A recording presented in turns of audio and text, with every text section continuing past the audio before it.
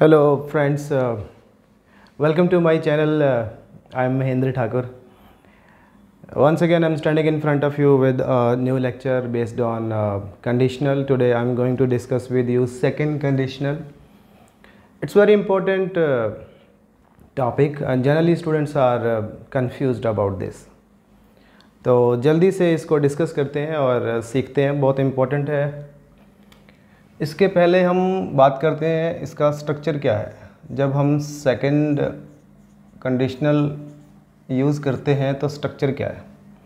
If close, उसके बाद आपको इस्तेमाल करना है सिंपल पास्ट टेंस, फिर कॉमा, और जो मेन क्लोज आएगा उसमें वुड या कुड, मर्जी आपकी सिचुएशन के हिसाब से, प्लस रूट वर्ब या बेस वर्ब बोल सकते हो आप, बेस वर्ब। ठीक है, बेस वर्ब आप रूट वर्ब से समझ लो, पिछले जो मेरे लेक्चर देखे होंगे तो समझ में आ जाएगा। आप बेयर इन्फिनिटिव भी बोल सकते हो, मर्जी आपकी, तीनों एक ही बात है। बेयर इन्फिनिटिव एक ही चीज़ है, ये रूट वर्ब बेयर इन्फिनिटिव ही होता है। ठीक है, बेस वर्ब वही चीज़ होती है।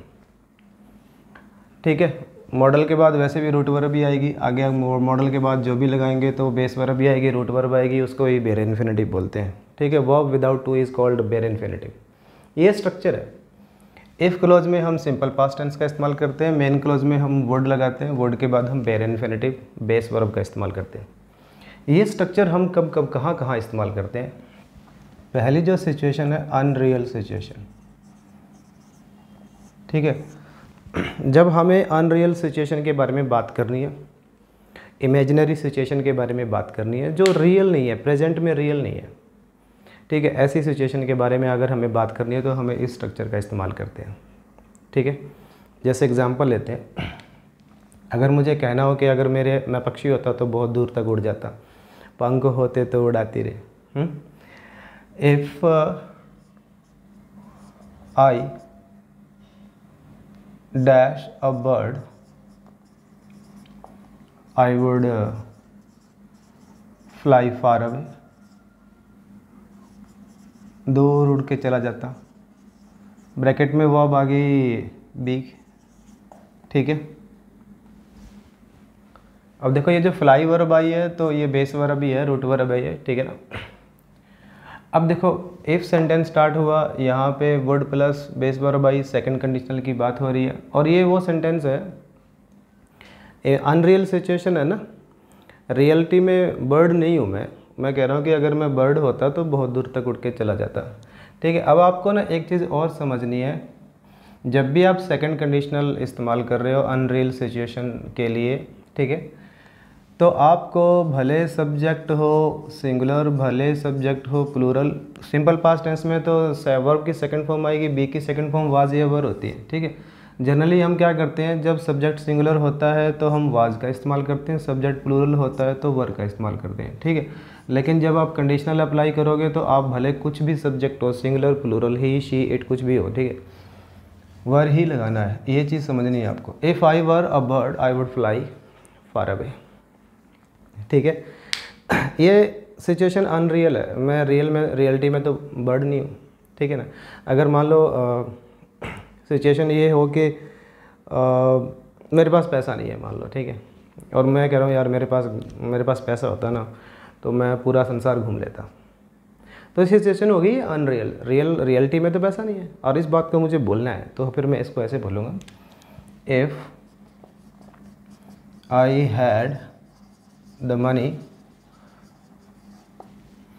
I would travel round the world। ऐसे बोल दें। सेकंड कंडीशनल अप्लाई किया, मेन जो इफ़ क्लोज है उसमें मैंने सिंपल पास्ट टेंस का इस्तेमाल करा है, और जो मेन क्लोज है उसमें मैंने वर्ड प्लस बेस वर्ब का इस्तेमाल करा है। ठीक है, इस बात का ध्यान रखना कि वर ही इस्तेमाल होगा। ठीक है, जब भी आप इमेजिनरी सिचुएशन, अनरियल सिचुएशन की बात करोगे, मान लो मैं मेरे दोस्त को कह रहा हूँ कि यार मेरा दोस्त है एक और वो अपने माँ बाप की केयर नहीं करता, मैं कहता यार मैं तेरी जगह होता ना तो मैं भाई साहब बहुत केयर करता तुम्हारे पेरेंट्स की। तो सिचुएशन तो अनरियल है, मैं तो उसकी जगह हो नहीं सकता। इस बात को मुझे बोलना है तो ऐसे लिखा जाएगा, इफ़ आई वर यू, ठीक है, वर बोल रहा हूँ, वाज नहीं बोल रहा मैं। I would take care of your parents.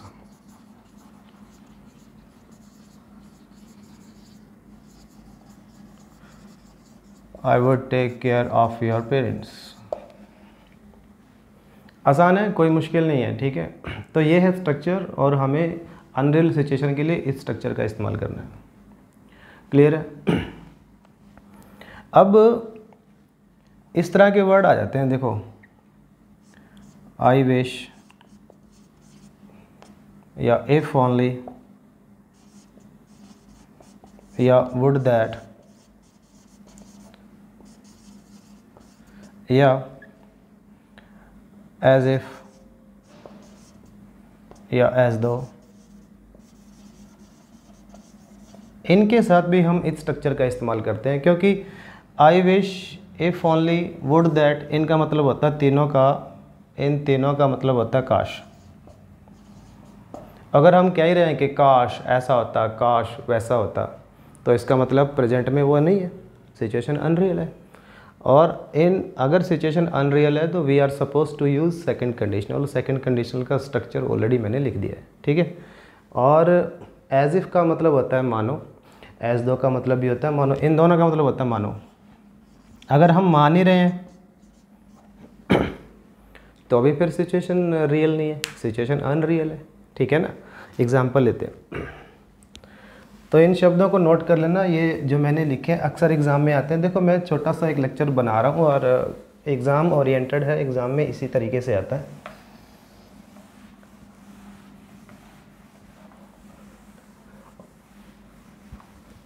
और आसान है, कोई मुश्किल नहीं है। इस तरह से आया, आई wish I dash a car, verb है हैव, ठीक है। तो जब आई विश आ गया ना तो इसका मतलब काश, काश मेरे पास कार होती है, इसका मतलब प्रेजेंट में कार नहीं है, प्रेजेंट में कार नहीं है तो सिचुएशन होगी अनरियल। तो आपको फिर सेकंड कंडीशनल अप्लाई करना, simple past tense, simple past tense में वर्ब की सेकंड फॉर्म, इसकी सेकंड फॉर्म होगी had. I wish I had a car, I wish की जगह इफ़ ओनली लिखा होता, यहाँ पे इसका भी मतलब सेम होता, तो फिर भी आती I wish if only I had a car, मतलब सेम रहता, ठीक है। सेम इसी तरीके से वुड दैट लिखा आ जाए ना, would that he dash my friend, काश वो मेरा फ्रेंड होता, यहाँ पे बी की फॉर्म, ठीक है। इसका मतलब ये बंदा मेरा फ्रेंड नहीं है, मैं कह रहा हूँ काश मेरा ये दोस्त होता, ठीक है। तो वुड दैट जब आ गया तो इसका मतलब काश, काश तो फिर रियलिटी की बात नहीं हो रही, रियलिटी की बात नहीं हो रही तो सेकंड कंडीशनल, सेकंड कंडीशनल है तो फिर हमें सिंपल पास्ट टेंस का इस्तेमाल करना है, ठीक है। और हमें सेकंड फॉर्म लगानी पड़ेगी बी की सेकंड फॉर्म वाज वर होती है, लेकिन सब्जेक्ट भले कुछ भी हो लगाना वरी है। Would that he were my friend, काश वो मेरा दोस्त होता, ठीक है। तो अनरियल सिचुएशन की अगर हमें बात करनी हो तो फिर आपको सेकंड कंडीशनल अप्लाई करना है और उसमें सिंपल पास्ट टेंस का यूज़ करना है, ठीक है। आई विश इफ ओनली के साथ थर्ड कंडीशनल भी अप्लाई हो सकता है, लेकिन इस लेक्चर में हम डिस्कस नहीं करेंगे, उसको हम अगले लेक्चर में डिस्कस करेंगे। बस आप सीखते रहो, देखते रहो। उसके बाद अगला पॉइंट है जहाँ पे आपको सेकंड कंडीशनल का इस्तेमाल करना, वो है वो सिचुएशन हो इम्प्रोबेबल, इम्प्रोबेबल कंडीशन हो, अनलाइकली कंडीशन जिसके होने के चांसेस कम है, ऐसी सिचुएशन जिसके होने के चांसेस कम है, उस सिचुएशन में हम अगर बात करें तो फिर हमें सेकंड कंडीशनल इस्तेमाल करना होता है, ठीक है। जैसे एक एग्ज़ाम्पल लेते हैं, मान लो मेरे सामने एक क्लास बैठी है और वो बड़ी निकम्मी क्लास है, ठीक है, मेहनत करते नहीं है, डेली की डेली क्लास में खड़े होते हैं, मार लो पीट लो कुछ ही बोल लो, नहीं करते। और उनको मैं कह रहा हूँ भाई अगर तुम मेहनत करोगे ना तो पास हो जाओगे, देखो लेकिन मेरे को पता है ये मेहनत करेंगे नहीं, पास भी नहीं होंगे। सिचुएशन कैसी होगी? इम्प्रोबेबल, लेकिन इम्पॉसिबल नहीं, बट नॉट इम्पॉसिबल, याद रखना, बट नॉट इम्पॉसिबल। इम्प्रोबेबल है, होने के चांसेस कम है इस सिचुएशन के, लेकिन इम्पॉसिबल नहीं है, हो सकती है, चांसेस कम है। मेरे सामने एक ऐसी क्लास बैठी है जो काम निकम्मी है, काम ही नहीं करती, डेली का काम है उनका, रोज़ खड़े हो जाते हैं। मैं कह रहा हूँ भाई तुम मेहनत कर लो यार, पास हो जाओगे, ठीक है। अगर मैंने उन बच्चों को ये बात बोलनी है, ये वाली बात, तो फिर मुझे सेकंड कंडीशनल का इस्तेमाल करना पड़ेगा। फिर मैं ऐसे बोलूँगा, if you worked hard you would पास, तुम पास हो जाओगे।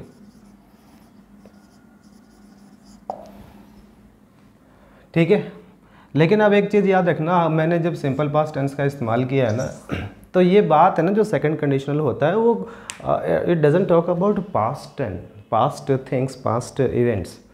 ये बात है फ्यूचर और प्रेजेंट की, ठीक है ना। प्रेजेंट और फ्यूचर की ही बात होती है, बस सिचुएशन क्या है? इम्प्रोबेबल है। मैं, मेरे सामने क्लास बैठी है और उसको मैं प्रेजेंट में बोल रहा हूँ कि भाई तुम अगर मेहनत करोगे तो पास हो जाओगे, लेकिन मैंने सेकंड कंडीशनल इसलिए इस्तेमाल किया क्योंकि वो सिचुएशन इम्प्रोबेबल है, अनलाइकली है, होने के चांसेस कम है, क्लास निकम्मी है, ठीक है ना। एक मान लो आपके सामने शराबी है, ठीक है, और वो, उसको सब ने बोल दिया, माँ बाप ने, रिश्तेदारों ने, सब ने कह दिया यार भाई छोड़ दे, वो छोड़ता नहीं है। तुम कह रहे हो कि अगर देख भाई तेने नहीं छोड़ी ना तो तू मर जाएगा, या फिर अगर तूने छोड़ दी तो भाई तेरी हेल्थ जो सुधर जाएगी। मान लो उसको एडवाइस दे रहे हो, अभी छोड़ दे यार, अगर आपने छोड़ दिया तो आपकी हेल्थ जो है ना वो सही हो जाएगी, ठीक है। तो अगर आप उसको बात बोल रहे हो तो आप ऐसे बोलोगे, इफ़ यू स्टॉप्ड ड्रिंकिंग, अगर आपने ड्रिंकिंग करना स्टॉप कर दिया, यू वुड बी हेल्दी, तुम यार स्वस्थ हो जाओगे, और क्या, ठीक है। ये बात पास्ट की नहीं है, कभी सोचो कि ये वर्ब की सेकंड फॉर्म आ गई और ये पास्ट टेंस हो गया, ऐसा नहीं है। ये बात इम्प्रोबेबल है, हम उस ऐसे आदमी को बोल रहे हैं जिसके मानने के चांसेस कम है इस एडवाइस की जो हमने दिया है, ठीक है। तो सेकंड कंडीशनल अप्लाई कर लिया। सेम इसी तरीके से मान लो कल एक पार्टी है, मेरे घर पे फंक्शन है, ठीक है, मेरे घर पे शादी है, तुम एक पार्टी दे रहे हो और वो कल पार्टी, तुम कह रहे हो यार महेंद्र आ जाना, ठीक है, पार्टी में। मैं कह रहा हूँ यार देखो मुझे समय तो मिलेगा नहीं, फिर भी अगर समय मिला और मैं आया, फिर मैं तेरे लिए गाना गाऊंगा, ठीक है। लेकिन सिचुएशन कैसी होगी? इम्प्रोबेबल, चांसेस कम है, अनलाइकली सिचुएशन है। फिर मैं बोलूँगा उस बात को, if I came to the party tomorrow,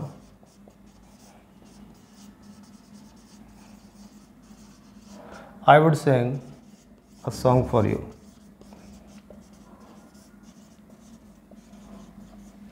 I would sing a song for you.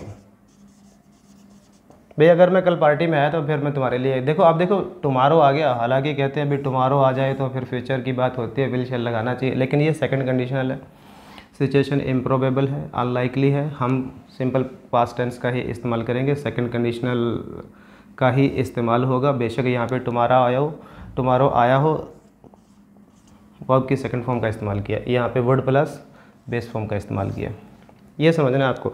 तो जो कहते हैं ना कि टुमारो आ जाए तो फिर विल शैल का इस्तेमाल होता है, ऐसा कुछ नहीं है, आपको सिचुएशन देखनी पड़ेगी, सिचुएशन क्या है।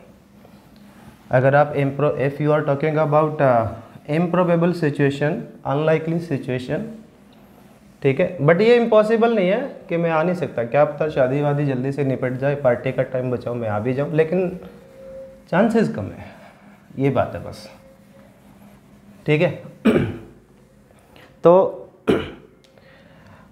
कई बार एग्जामिनर ऐसे वर्ड देता है, इट इज़ टाइम,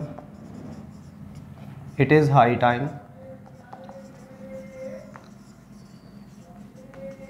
ठीक है, ये दो एक्सप्रेशन देता है, it is high time, it is time. जब ये इस तरह के एक्सप्रेशन एग्जामिनर इस्तेमाल करता है ना, तो फिर हम इम्प्रोबेबल कंडीशन की ही बात कर रहे होते हैं, किसी ऐसे आदमी को एक सलाह दे रहे होते हैं, एडवाइस दे रहे होते हैं जो मानेगा नहीं, मान भी सकता है, इम्पॉसिबल नहीं है, लेकिन चांसेस कम है, ठीक है। तो इस तरह से एग्ज़ाम में आए तो फिर भी हमें सेकंड कंडीशनल अप्लाई करना होता है। ये जो एक्सप्रेशन है एडवाइस देने के लिए इस्तेमाल होते हैं, और हम ऐसे बंदे को एडवाइस दे रहे होते हैं जो मानेगा नहीं, बहुत कम चांसेस है, लेकिन इम्पॉसिबल नहीं, मान भी सकता। It is high time, it is high time you hard, bracket में आया वर्क। ठीक है, तो आप इट इज़ हाई टाइम से समझ जाना कि हम इस बंदे को एडवाइस कर रहे हैं और ये बंदा जो है ना मेहनत करता नहीं है, इम्प्रोबेबल सिचुएशन है, तो हम कह रहे हैं भाई कर ले, यही समय है, मेहनत कर ले, नहीं तो गड़बड़ हो जाएगी। सेकंड कंडीशनल अप्लाई करना है, वर्क डी लिखना है। ठीक है, एक सेंटेंस लेते हैं जो मैंने पीछे अभी तक डिस्कस किया है उसके regarding. She walks as if she dash a heroine, bracket में एग्जामिनर ने दे दी बी वर्ब। एक चीज़ याद रखना, ये हीरोइन नहीं होता, हीरोइन नहीं, हेरोइन होता है, हेरोइन। ठीक है, अब देखो एज इफ आया, एज इफ का मतलब मानो, अगर हम मान ही रहे हैं तो फिर ये हीरोइन नहीं है, अगर ये हीरोइन नहीं है तो फिर ये सिचुएशन अनरियल होगी, अनरियल होगी तो फिर सेकंड कंडीशनल अप्लाई करना पड़ेगा। सेकंड कंडीशनल में सिंपल पास्ट टेंस और फिर वाज़ी या वर में से इस्तेमाल करना, फिर भले सब्जेक्ट सिंगुलर हो प्लूरल हो, आएगा वरी। बात समझ में आएगी, आसान है, कोई मुश्किल नहीं है, इंटरेस्टिंग भी है। ठीक है ना। अब आपको मन में जो सवाल आना चाहिए ना, वो सवाल ये आना चाहिए कि एग्ज़ाम में पता कैसे लगेगा। अभी तो मैं बोल बोल के बता रहा हूँ कि मान लो सिचुएशन ये हो, मान लो सिचुएशन वो हो, एग्ज़ाम में कैसे पता लगेगा। एग्ज़ाम में भाई वो कुछ ना कुछ क्लू देगा पक्का। ठीक है, जैसे मैं बोल रहा हूँ वो ऐसे लिख देगा एक बात, या फिर कोई ना कोई क्लू देगा, वुड दैट लिख देगा, आई विश लिख देगा, एज इफ लिख देगा, एज दो लिख देगा, इफ़ ओनली लिख देगा। ठीक है ना, हाई टाइम लिख देगा, इट इज़ हाई टाइम, इस तरह से। ठीक है, बाकी जब हम एक्सरसाइज लेंगे तो और ज़्यादा क्लैरिटी हो जाएगी। इस टॉपिक के बाद में एक्सरसाइज लेंगे तो सारी चीज़ क्लियर हो जाएंगी। ठीक है, next point, opposite of truth की बात करते हैं।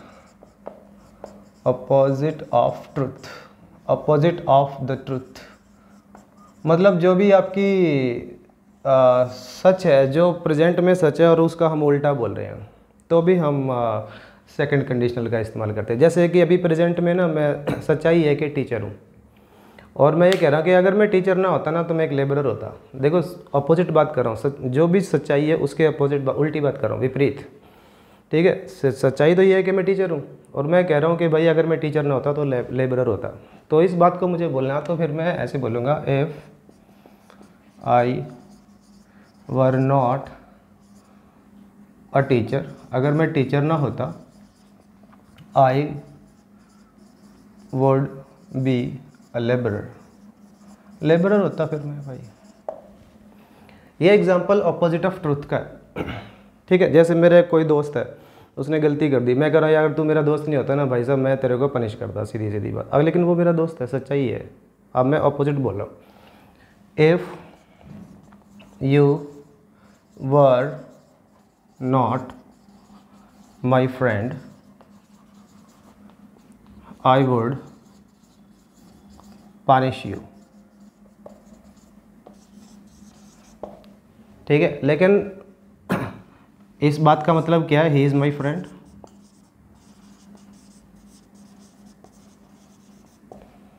इसका मतलब ये है, and I can't punish him, मैं उसको पनिश नहीं कर सकता।